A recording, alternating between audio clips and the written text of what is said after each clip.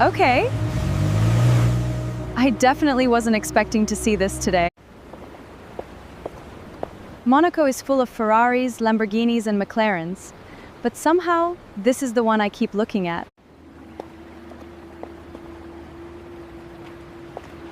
The more I look at it, the crazier it gets.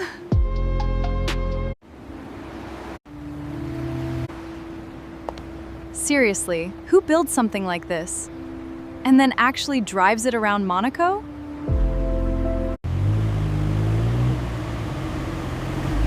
Okay.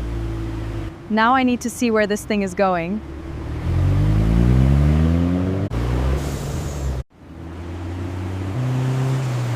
You know what's funny? The weirdest vehicle I've seen all day somehow belongs here. Is it practical? Not even close. But that's kind of the point. Some cars are built to make sense. This one was built to make people smile.